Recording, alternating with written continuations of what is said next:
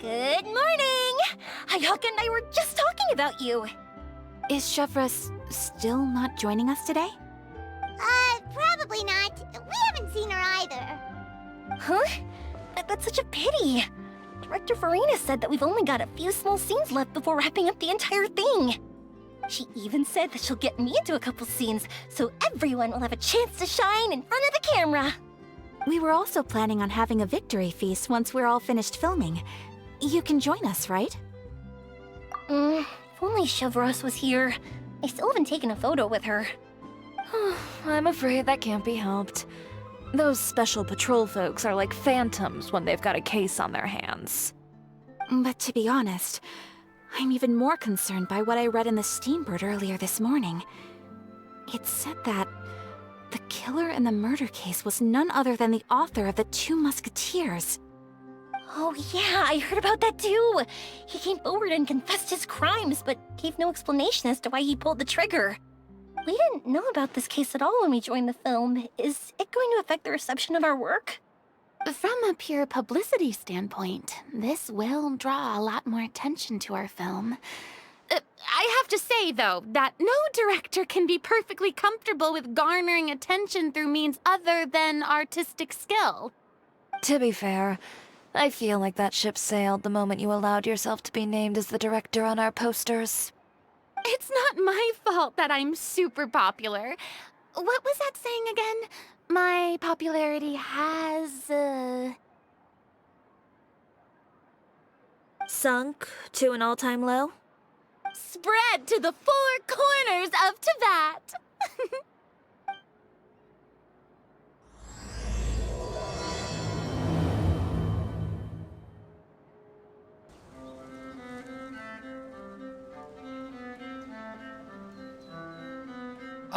Excuse me, everyone. Xavier! Feels like it's been ages since we last saw you.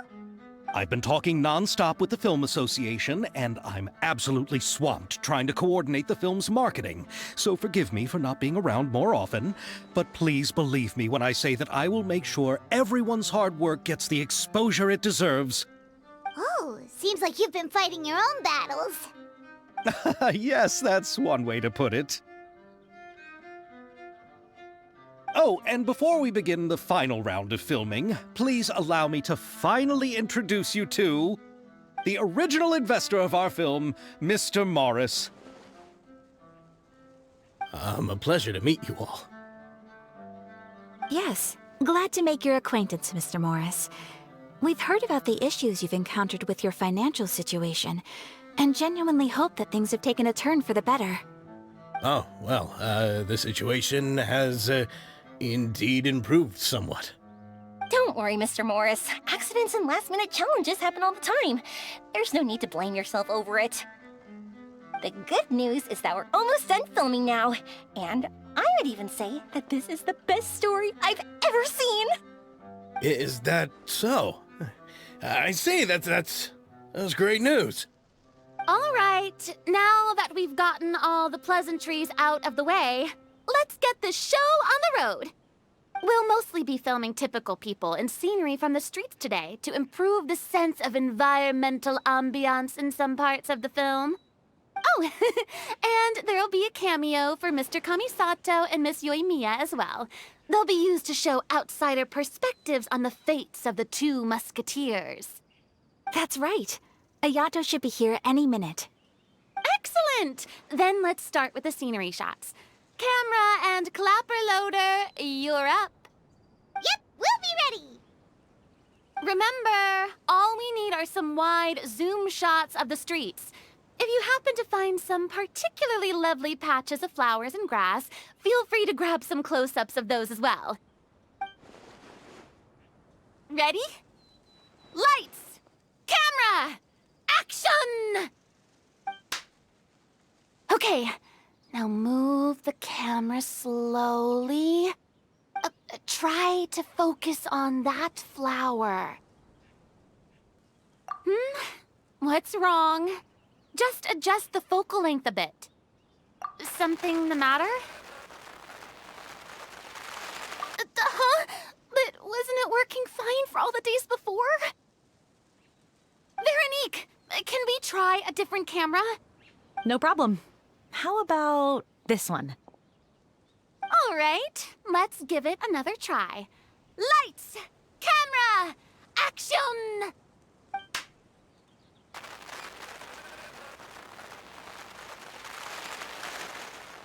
Don't tell me. This one is broken too?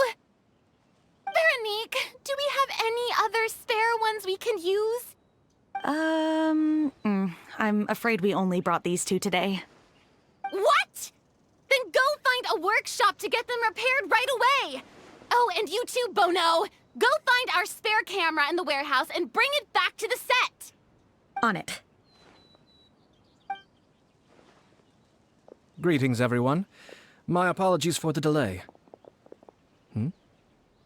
Is something the matter, Ayaka? It seems like there are some issues with the filming equipment today.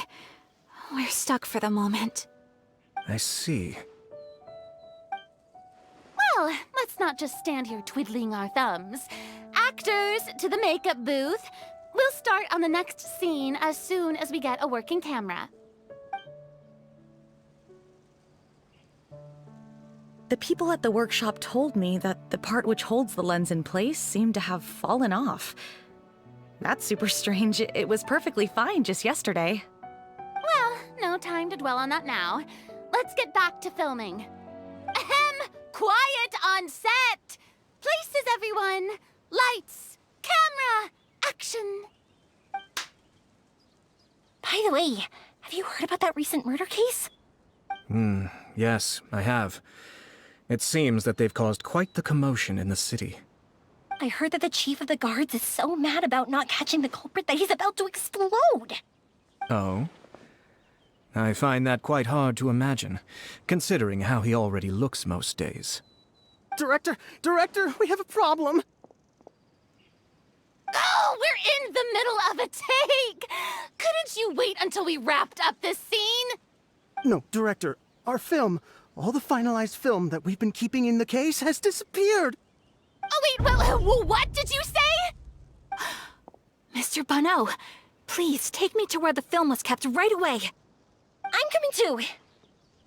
No, Yoimiya, you have to stay here. Oh. Okay, listen up. Everyone who's not working on this current scene can go with Bono to look for the film. Everyone else, stay put and wrap up the scene. Unbelievable. How could all these problems happen in just one day? We're back. How did it go? Did you find the film? We found it in the sewers. Huh? In the sewers? Is the film still okay? We discovered it just in time, so we should still be able to salvage it. The others are checking now to see if we lost any specific scenes. You scared me for a moment there. I nearly thought we had lost everything. I really don't want to experience that feeling of despair again. Okay, but who could have stolen the film and dumped it there? Could it be, some competitors working on other films? But if they wanted to harass us, why wait until the last day? Okay, we don't have time to really look into it right now. Let's strike while the iron is still hot and wrap this thing up once and for all. Yeah, let's finish it.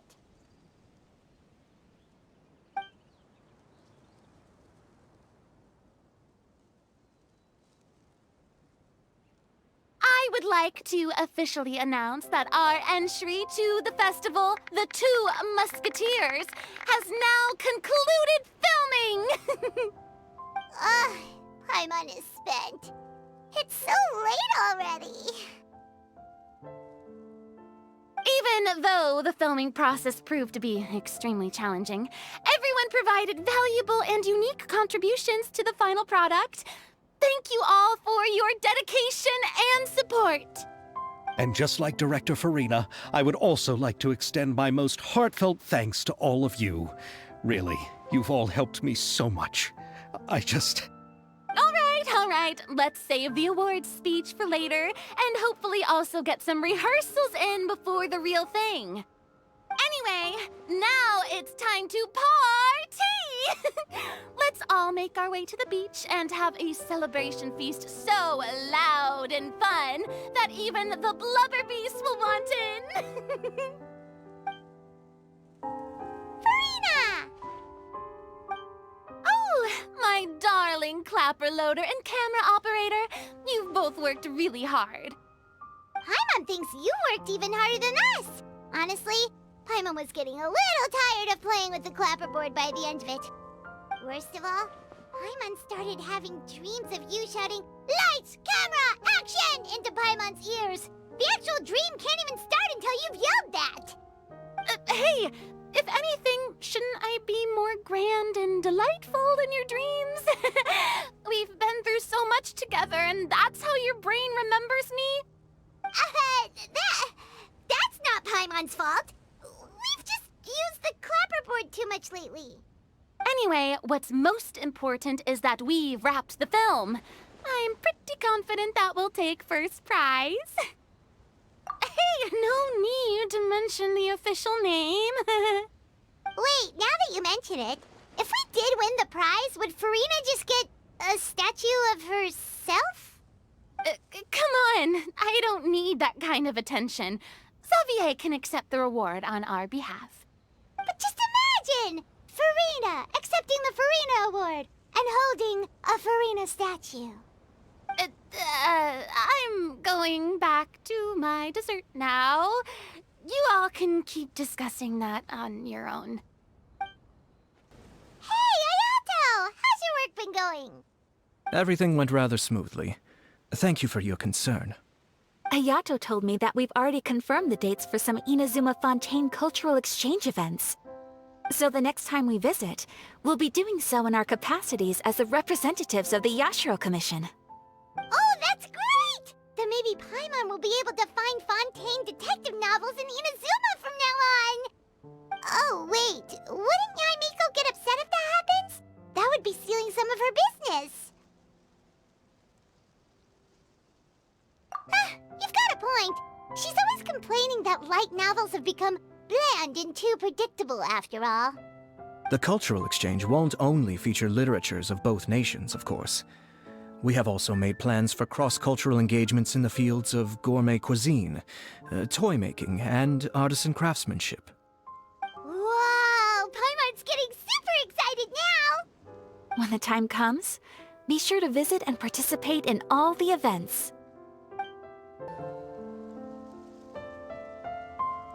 Chiori! Hey, you two. Are you not really into these kinds of big social occasions? Not particularly. But this is still better than Fontaine Fashion Week. But if this film becomes a big hit, people will definitely come flocking to your shop. Yes, that's highly likely. As long as the film can premiere as planned. Are you still worried about the case? That and all the obstacles we had to face today. You're right. It's as if all our bad luck just manifested at once. But why today of all days? No. No, it's nothing. We've already delivered the film to the editors, so there should be nothing more to worry about. How are you doing, Mr. Morris? You having a good time? Well, you could say that. Do you happen to know when the party is scheduled to end? Judging by how much fun everyone's having, I'd say probably not until well after midnight. Is there something that you still have to take care of at home, Mr. Morris? Oh, well, I'm just not a late night person, so I might take off shortly. Oh no! Silly me. I almost forgot something super important. Oh, what is it? I prepared a whole batch of fireworks for the party, but I forgot to bring them over from the warehouse. Fireworks, you say? That's, truly a pity. Sorry things didn't go as planned. Could you help me carry them over, Mr. Morris? I won't be able to fetch all of them by myself. Me? Are you sure that you can't find anyone else? just wanted to make this a surprise for everyone. The warehouse isn't far from here. We'll be there in no time. Pretty please, Mr. Morris. These are some of the best fireworks I've ever made. So I also want you to see them before you leave. They're stunning. I promise that they'll be a once-in-a-lifetime experience that you'll never forget. But... It's okay. Just come with me. If we're sneaky enough, nobody else will see us leaving. all right. It's dark in here. Wait here, Mr. Morris. I think the light switch should be somewhere over here. Why did I have to get roped into this? What was that?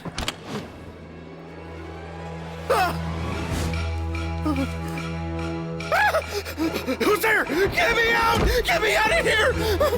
Did you really think you'd get away, Morris?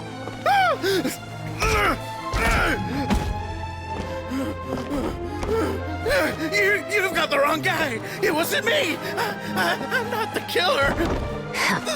You know, Eliza died a far more heroic death than this.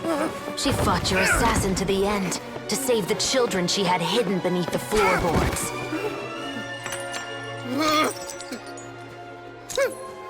That is Eliza's pendant. The one with a photo of you two inside. The one you gave her. Ring any bells? It's a fake! It has to be! There's no way! No way your assassin didn't destroy it, you mean?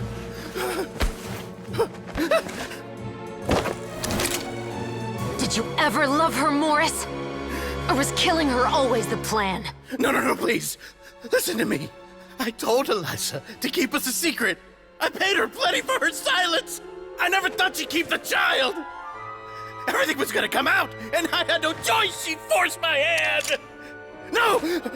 I'm begging you. I have money. Just name your price, please. You can keep your Mora, and you can go to hell.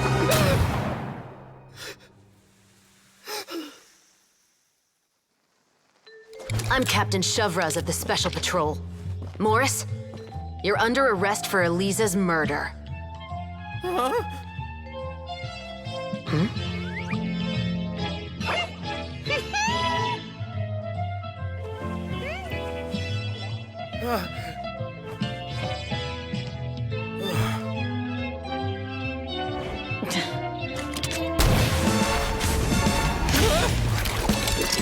You're under arrest too, prop manager Veronique. Or perhaps I should call you the Second Musketeer.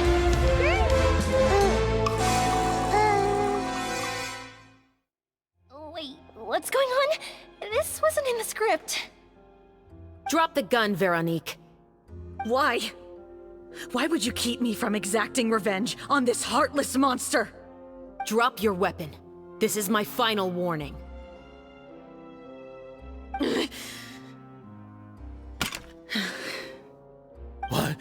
What is going on? Do I have to spell it out for you, Morris? Everything that took place just now was staged to get you to confess the truth. But this last part is all improv, of course. Shivers, you told us you wanted us to help you stage a play. You never said anything about the Second Musketeer. It's because even I had no way to confirm my theory until now. Thank you for your performance, Yoimiya. Could I trouble you to go and bring in the other Special Patrol members? They should be on standby just outside. Oh, and please tell the other cast members not to worry about us. We'll be rejoining them shortly. On it!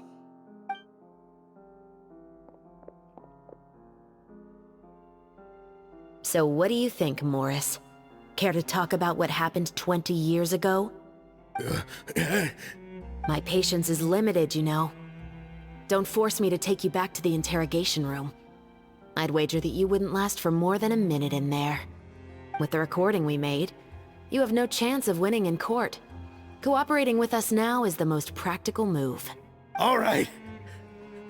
I'll talk. I hired an assassin to murder Eliza.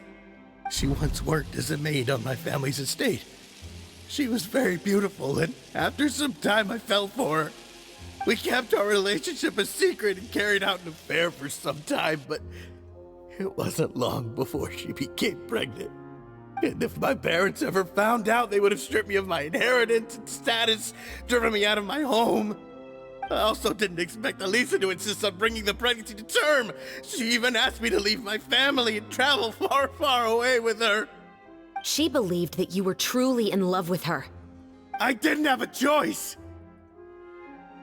I gave her a large sum of mora, told her to leave the family and to get rid of the baby. But then years later, she sent me a letter. There were photos of 2 children, and she even asked if I could find some time to visit them. Huh? 2 children? Paimon thought Baptiste was the only... you mean...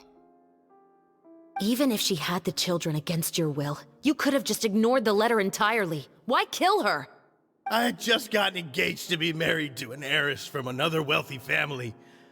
So if anyone were to find out about Elisa, my life would be completely ruined. I didn't have a choice. No. You always had a choice. You just made the wrong choice. Again. Do you know how it feels to watch your mother be killed right in front of you? My brother and I were hardly even school age yet. We were hidden beneath the floorboards, grasping each other's hands like a lifeline. We were so terrified that we didn't even know we could ever take a breath. All we could do was to watch Mother try to fight back, and then collapse to the floor. Even after the assassin left, we were still too terrified to leave our hiding spot. We thought that he might come back. It was only until the next evening when we finally climbed out and gathered around our mother.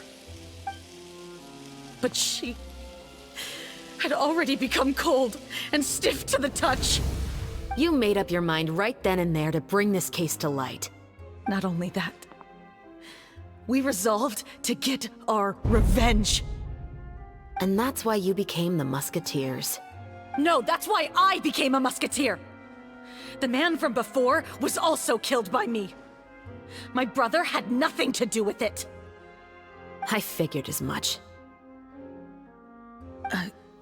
You did? I once told these two that he didn't look like a killer to me. His confession from that night also rubbed me the wrong way. I think what really tipped me off was, how could I not feel a sense of regret in him? Huh? He confessed faster than any criminal I've ever met, but he didn't say a single word about you. He insisted that he was the sole perpetrator in the case. But after the questioning ended, I disassembled the musket we dug up from his backyard, put it in front of him, and told him to reassemble it. Wanna guess how far he got? He had no idea where to even start. He's never touched a gun in his life. Based on that, I determined that he was not acting alone. He only surrendered himself to draw our attention and create a moment of opportunity for his partner. So, I decided to play along. And as expected, the second musketeer followed us without hesitation once she saw Morris get separated from the rest of the cast. Besides, why else would he call the novel The Two Musketeers? But how did you know it was Veronique? I figured it out the moment Baptiste told me his father's name. That so-called financial crisis was all just a ruse. He just wanted to sign up as the investor and then leave the film without any source of funding. After all, he has a vested interest in minimizing the reach of this story. It's really just the same thing as what he did to Elisa all those years ago. Human scum. But then Xavier pulled out all the stops and got the film made against all odds. Morris couldn't have that. With the killer in custody, he figured it was safe to act. And so he came to visit the set today, just as I expected. Wait, so you were behind all those mishaps today? As for the identity of the second musketeer, I assumed they'd probably stay close to Morris and look for an opening.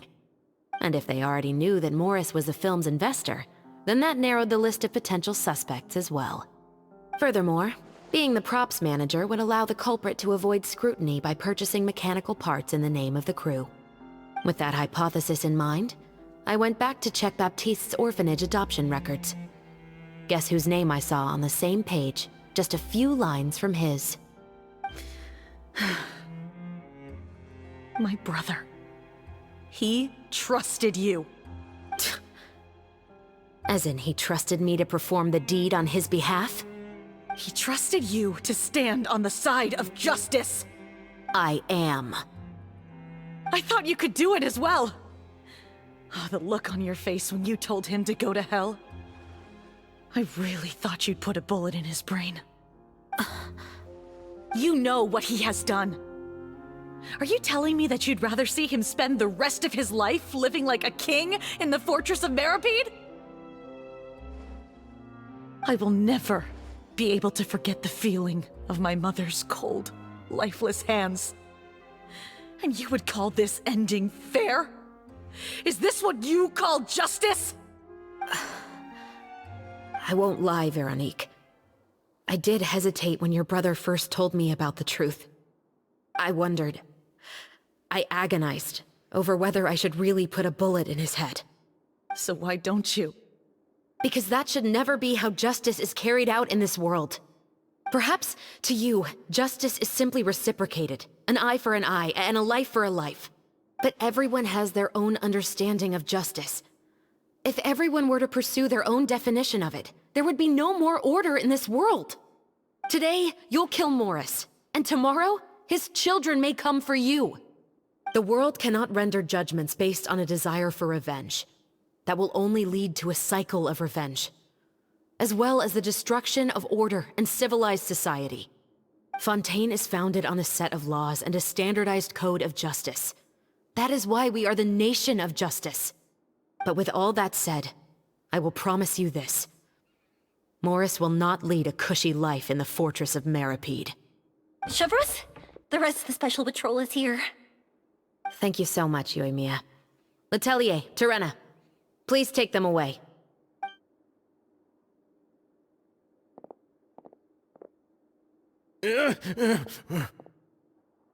I still can't agree with your reasoning. I know. Justice has not been delivered. At least, not today. Chevreuse. Let's go. We should give an explanation to the crew. Thank you for your concern. I'm fine. I'm just thinking about the things in life that have driven people to take justice into their own hands.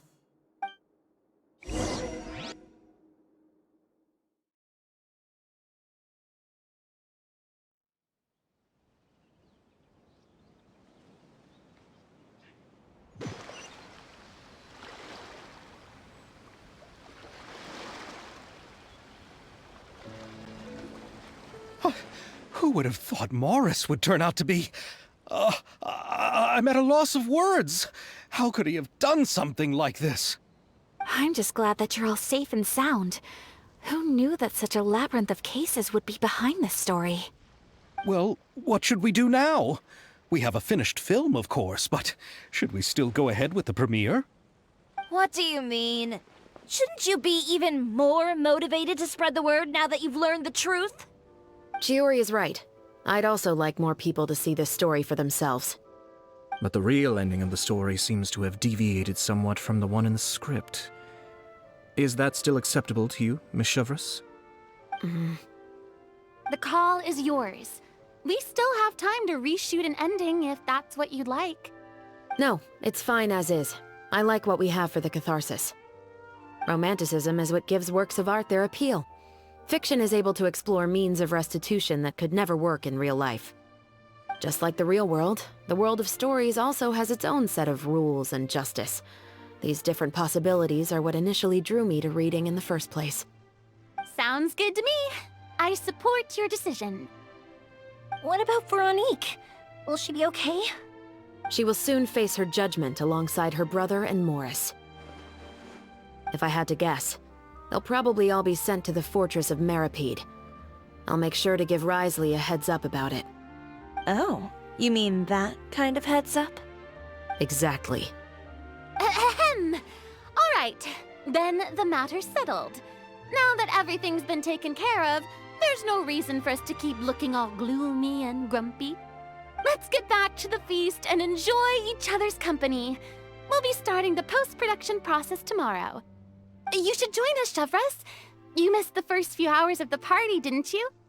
All right. Count me in. Then I'll wait for you over there. There's still some good news that I'd like to share with Chevres. Traveler, Paimon, could you wait for me by the sea after the party ends? I'd like to go on a brief walk with the two of you. Thank you very much.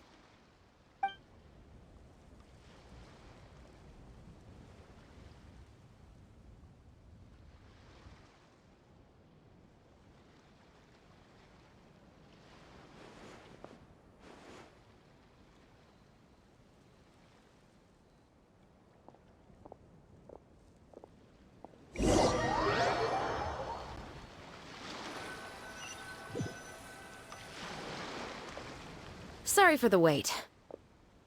Oh, we weren't waiting long at all. Is there something else you wanted to tell us? No, I don't have anything new to share. I just felt that since you were my investigation partners, I should have another conversation with the two of you.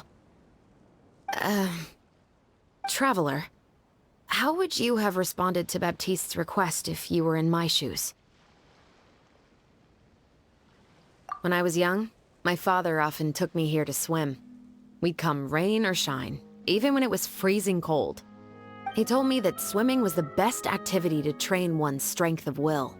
You could never give up before reaching the shore, especially when the water was cold. Oh? Why's that? Because the moment you give up would be the moment you die.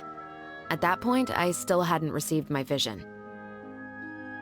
One winter, the chilly wind felt almost like knives on my skin, and the seawater was so frigid that it numbed my toes the moment I stepped in. I cried and begged my father to spare me from having to swim across, but he wouldn't listen. He used to be a member of the Special Patrol as well. You could say it was his way of educating his children. That sounds awful. When he saw that I wouldn't stop crying, he just picked me up and tossed me into the icy water. The bone-chilling cold took away my senses. I couldn't feel anything but fear and rage. I waited for my father to save me, but one look and I knew he'd already started swimming for the opposite shore. I realized that if I were to give up, I really would die right then and there. I used all of my strength to try and catch up to my father. Those few minutes felt longer than my whole life up until that point. I did, however, make it to the other side. I've never felt afraid about anything in my life after that, nor have I ever cried again. That way of teaching would have never worked on Paimon. Yeah, I don't think that was the right method for anyone. It's just that, working now as I am in the pursuit of justice, I still sometimes feel like I've been tossed into that winter sea all over again. The anger and the helplessness. Chevres. But the worse I feel, the more I know to never give up. The alternative would be to forever lose myself among the waves. Anyway, how about a race? Neither of us will drown, but we can still see who swims faster. You guys go ahead! Paimon will grab the clapperboard to mark the start of the race. Whoa, that felt good. You were so fast in the water, Chevres! You were swimming even faster than Paimon can fly! So, about the Special Patrol, did you join because of your dad? Partly, but I'd say I was more inspired by the heroes I read about in stories growing up. Oh, so it's due to your love of stories. Of course, it was only after I joined the Special Patrol that I learned that truth is often stranger than fiction. Come on, let's walk a bit more.